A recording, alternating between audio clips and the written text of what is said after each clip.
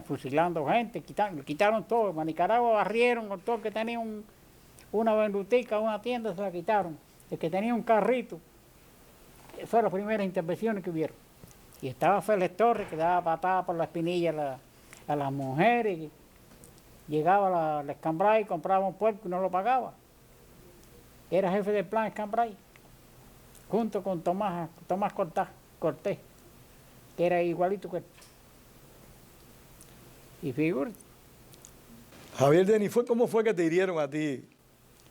Me hirieron en la carretera de Guanayara. La carretera de Guanayara, en un combate. En combate, sí. Primero, el lío empezó por la mañana. Tiroteo aquí, allá, y cuando llegamos allá por la tardecita a la carretera de Guanayara,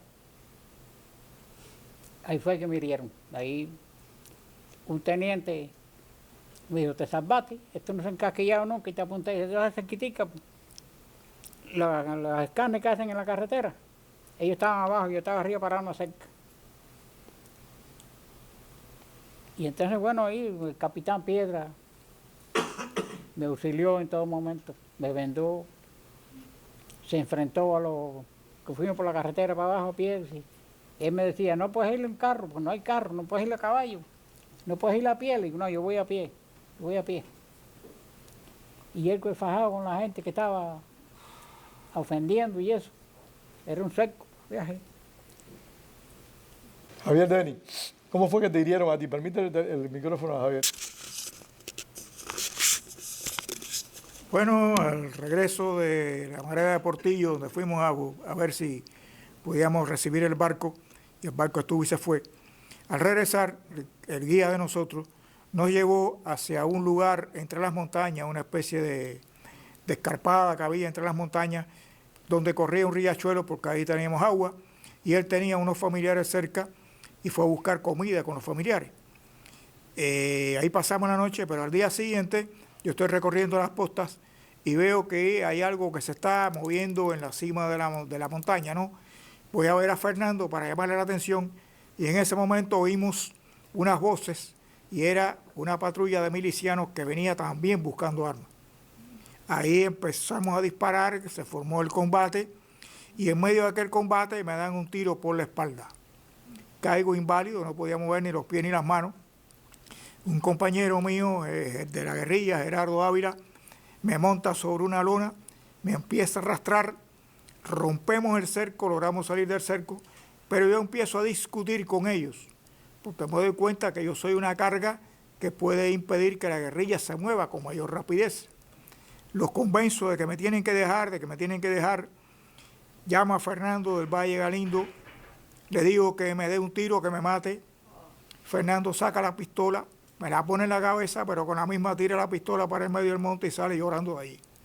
Y me dejan debajo de una mata, no podía mover ni los pies ni las manos. Y así me pasé 2 días. A los 2 días me encuentra un miliciano que venía con una patrulla recorriendo la zona, que se había apartado del grupo para hacer su necesidad y tropieza conmigo. Ahí manda a buscar al capitán, que nunca se me olvida el apellido, Vinajeras. Vinajeras se arrodilla al lado mío, me empieza a preguntar que cuántos éramos en la guerrilla, que hacia dónde íbamos. Yo no le contestaba nada. Y en ese momento llega un miliciano con una PPCHA. La PPCHA es aquella ametralladora que tenía un disco bajo de 65 balas. Me apunta con la metralleta y me dice, este fue el que mató a fulano y me va a disparar. El capitán coge la metralleta, la sube, mete el disparo para el aire, empieza a gritar a los demás soldados, llévense a este tipo, llévense, se llevan al individuo allí. Y entonces me dice que me tenía que dejar, que yo no podía transportarme, pero que luego iba a venir un grupo de campesinos y que eran los que me iban a mover de allí. Efectivamente, ya casi anocheciendo, vinieron un grupo de campesinos que traían también a un guía de nosotros, un campesino al cual le habían confiscado su finca, que le había logrado hacer con muchísimo trabajo durante muchos años, le habían desplazado a toda su familia, ¿comprende? Y él tenía 8 balazos, todos a sedal. Me montan encima de un caballo, o de un mulo, mejor dicho, y me llevan a lo que yo más tarde me di cuenta que era una finca cafetalera, porque vi que había un espacio de cemento con una corra arriba, ¿no? Me meten en el almacén y ahí me pasó un hecho curioso que nunca se me ha olvidado, ¿no? Empezaron a llegar campesinos y campesinas con muchachitos cargados en los brazos a vernos allí, cómo estamos. Yo estaba que no podía orinar y estaba desesperado.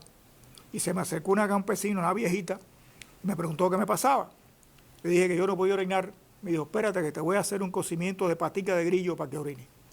Yo pensé, patica de grillo, debe ser alguna planta, ¿no? No, era eso. Patica de grillo. Eran grillos. Era patica de grillo. Que por cierto, me dio aquello y no oriné ni nada de eso, ¿no? Y al día siguiente, por la mañana, nos montaron en un camión, en la cama de un camión, y nos llevaron a un hospital de campaña que había en un lugar que tiene bien puesto el nombre. Se llama las Minas del Frío, porque allá hacía un frío espantoso. Allí me pongo tan dichoso que el médico que estaba haciendo el posgrado allí ha sido compañero mío en la universidad. Entonces me ve como yo estaba, me pasa una sonda, me pone un suero, y aquello estaba lleno de milicianos, algunos de ellos que habían sido heridos en los combates con nosotros, que ya tú sabes cómo nos miraban. Pero, como a media mañana se aparece el capitán Armando Torres, que le decían el francés. Yo estaba en un colchón en el piso, se rodilla al lado mío y me empieza a hacer la misma pregunta, que cuántos éramos, que a dónde íbamos, que quién era. Yo no contestaba nada. Me cayó a patadas, me arrancó el suero, y aquello se cayó con los gritos de los milicianos, gritándole horrores. Le decían, y perdonen la frase, de maricón para arriba. Porque un preso, un herido, no se le venía horrores. Después que el tipo se fue, el médico me dice, te tengo que sacar de aquí porque este salvaje va a volver y te va a hacer lo mismo. Primer camión que entre, te mando, y efectivamente me mandó para el hospital de Santiago de Cuba. Pechole, tu experiencia herido, nos las contaste brevemente, pero ¿qué pasó con tu familia en Miramar? Después tu padre en Pinar del Río, después toda tu familia fue a parar a Morón, que fue donde nos reencontramos después de casi 20 años. Cuéntanos qué pasó Bueno, a mi familia... Porque lo que queremos destacar es esos desplazamientos forzosos a los que esos bandidos sometían a los familiares de los alzados. Sí, claro, allá no se habla de desalojo, allá no... Para lo que ellos dicen no existió nunca los desalojos. Mi mamá tuvo que ser una heroína con los muchachos, la doctrina que le querían meter, eso era constante en las escuelas, ellos me lo cuentan después a mí. Ya ahí estuvieron 3 años, ya el de 11 meses ya tenía, y los otros eran muchachitas ya, pero gracias a Dios pues no le entró el veneno. Afortunadamente estuvieron en el proceso ese hasta Camagüey, en Pina hicieron unos pueblecitos, entonces hacían una casa de ellos y otra de simpatizantes del gobierno, de los comecandela de ellos, y entonces los veían como los familiares, a niños y mujeres, ahí no había hombres, todos estaban presos los hombres, como los familiares de los asesinos, ellos no mataban a nadie, los asesinos eran los alzados. Entonces los miraban con odio, no podían compartir con ellos. Hoy en día ya se acabó eso, ya se han casado entre sí, aquello es un desastre ya. Pero en aquella época estaba el veneno funcionando duro. Y ahí ya se hicieron hombres y mujeres y estuvieron en Pina, pero nunca pudieron regresar a vivir a Guasimal, de donde somos nosotros, jamás. No pudieron ir más nunca. Después ya se iban, pasando los años se iban, primero le daban como un papel, la cosa, pero ya después iban solos. No tenían que hablar con nadie. Pero ya no, ¿qué iban a hacer allá en Guasimal cuando la casa que tenían era en el campo, ¿no? Pues nosotros vivimos en el pueblecito y después nos mudamos para el campo. Ya no existía ni las arboledas de fruta, así que la casa mucho menos. Y todo, en vez de cogerla para ellos mismos y dársela a uno de ellos, pues la eliminaban. Tú sabes, ellos son muy inteligentes. ¿Derrumbaban las casas? Sí, la casa la tumbaron, sí, claro, todo. Y la finca, todo los desastres ya que yo fue. Y ahí, bueno, pues yo caí preso. Quiero aclarar algo, Pedro, en esto que siempre lo quiero estarlo diciendo siempre. En esto que pasó ahí en la finca Melones, como ellos le llaman la Odisea de Melones, lo pone en internet ya desde Cuba. Hay 3 grandes traidores ahí, uno murió, menos mal, y los 2 viven ahí en Guasimal. Juan Meneses y Chichi Cárdenas. Fueron gente que los penetraron y los pusieron a trabajar a favor de ellos. ¿Y fueron los que los delataron ustedes? A nosotros, sí. Ahí muere la mujer de Chichi Cárdenas y hermana de Juan, Rosa. Esas son las ovejas negras de la familia, pues eran 2 familias muy buenas. Y Rosa tiene, cuando está el tiroteo, se le mueve un niño chiquito que tenía, entonces ella, el instinto de madre ese, se mueve y le entró un rafagazo y la dejó muerta arriba del niño. Y ahí ellos, como ¿sabe cómo son siempre? La culpa se le echaron a los alzados.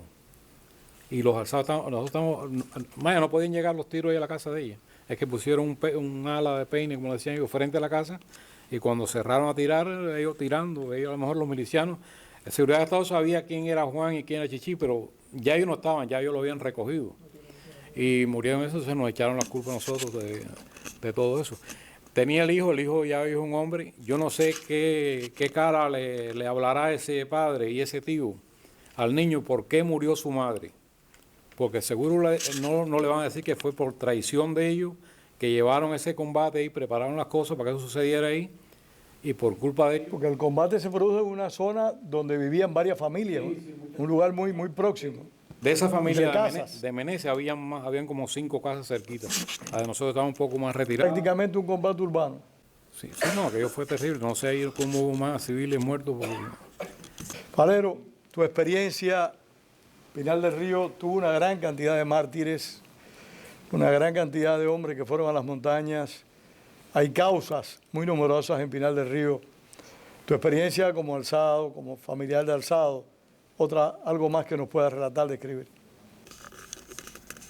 Bueno, es que en Pinar del Río hubieron muchas guerrillas. En Pinar del Río no fuimos nosotros solamente. Estuvo Caralinda, estuvo Corrales. Cuando dice Corrales, dice Bernardo Corrales. Los nombres completos para ver. Bernardo Corrales.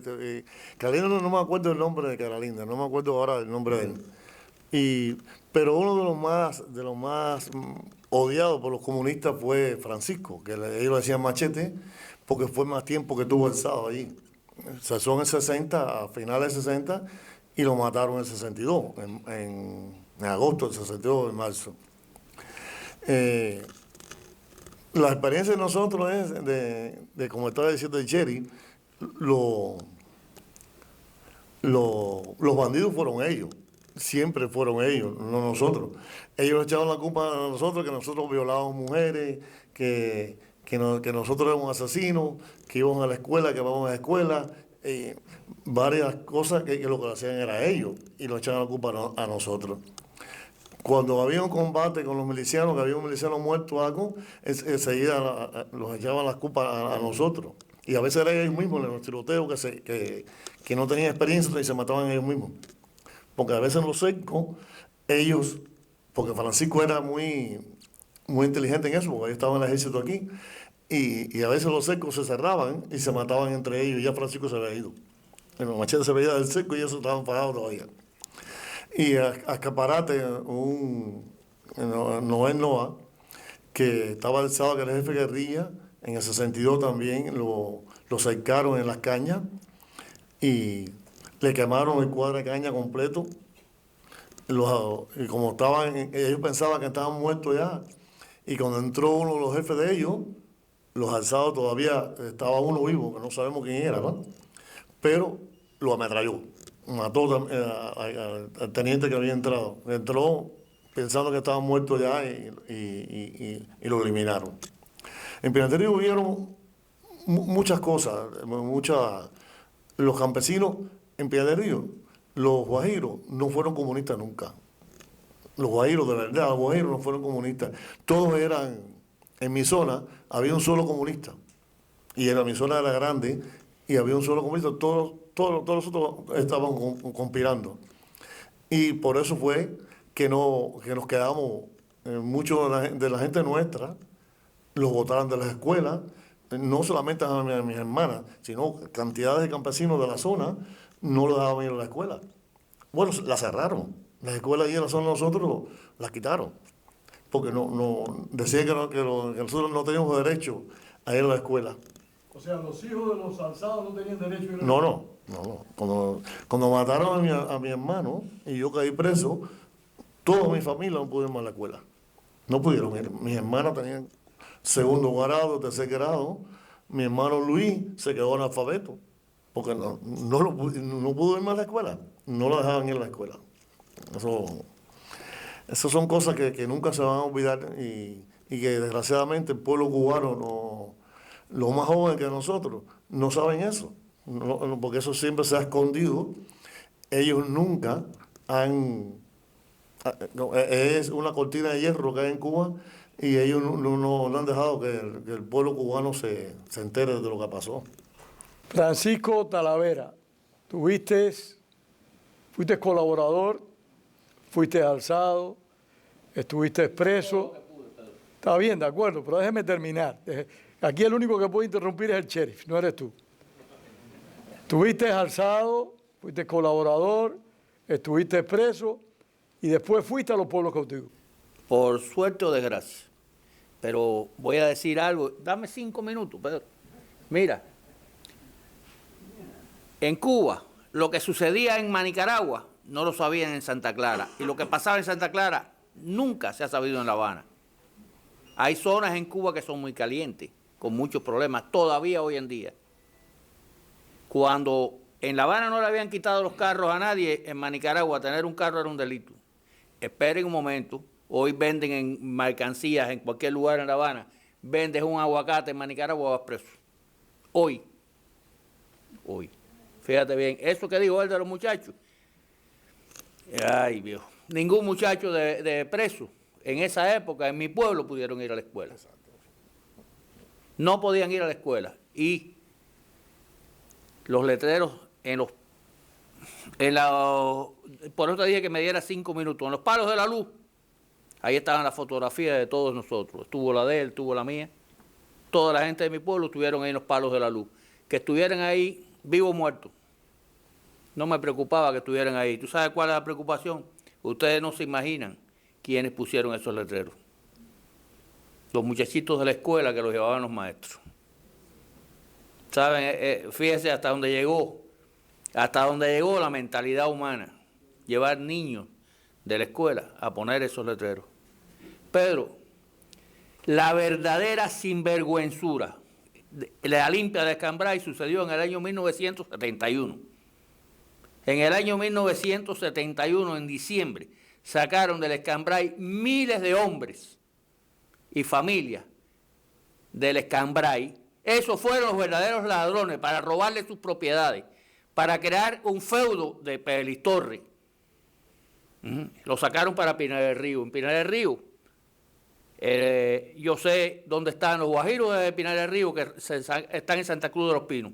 Santa Cruz no, en Los Pinos. Ese es el pueblo que hicieron ellos. Pero nosotros tenemos Sandino, que fue el primero. Tenemos Briones Montoto y López Peña. Esos pueblos son los 3 pueblos cautivos.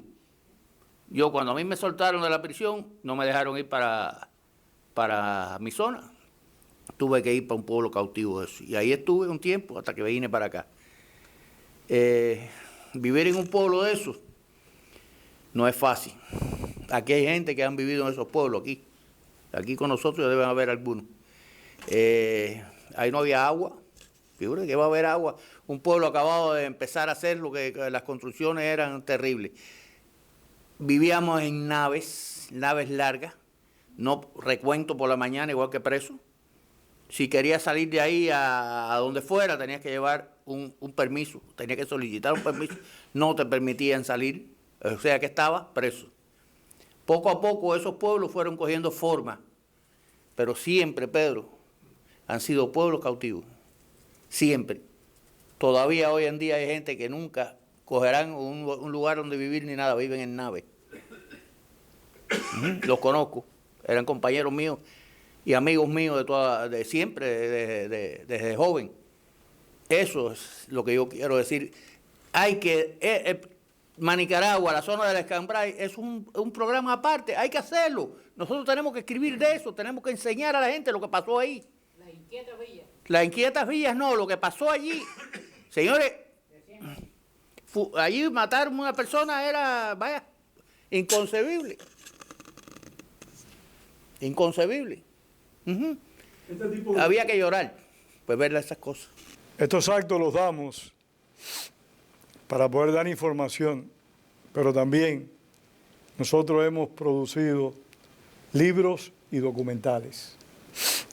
Aquellos que estén en condiciones de comprar libros y documentales, están allí en la mesa, por favor háganlo, porque es la única manera que tenemos para seguir haciendo estas cosas. El Instituto de la Memoria Histórica Cubana contra el Totalitarismo no tiene ayuda ni de gobierno, ni de agencias, ni de empresas. Tiene ayuda de sus amigos. Nuestros amigos son los que nos dan el dinero para poder hacer estas cosas. Y la manera nosotros de poder seguir haciéndola es que ustedes compren los libros y los documentales. El instituto nunca ha aplicado un gran y no está en nuestro propósito hacerlo, así que por favor nos dan una mano y contamos con ustedes siempre. Vamos a seguir escuchando una historia que para mí realmente es extremadamente conmovedora y fuerte. La he escuchado en más de una oportunidad, pero realmente siempre es dura. Agapito Rivera fue herido varias veces, pero fue herido en un combate muy singular porque las alpargatas se te rompieron, ¿no? ¿Cómo fue? Gracias, Angelito. No, alpargatas no, yo tenía buenos zapatos. Buenos zapatos, tenía un par de botas buenas. Bueno, de los tantos veces, muchas veces, muchos cercos, yo trabajaba, como dijimos ahorita, en los limpios ahí de la zona de Corralillo, limitando con Matanza. Andábamos también bastante en la provincia de Matanza, con los límites de la villa, por más de 3 años. Y en los últimos tiempos, después de la recogida de todos estos familiares para La Habana y de toda la recogida de todo el que podía ser un colaborador, la situación se hizo muy pesada, demasiado. El alzado sin colaboración es imposible. No hay cómo supervivir. Y eso fue lo que ellos hicieron. Sin escrúpulo ninguno, limpiaron, porque después de ahí de la villa, la sierrita, lo hicieron en 5 Palmas, Matanza, y después eso de 5 Palmas lo pasaron a Central Álava. Otros 700, 800 igual, una recogida. Nos dejaron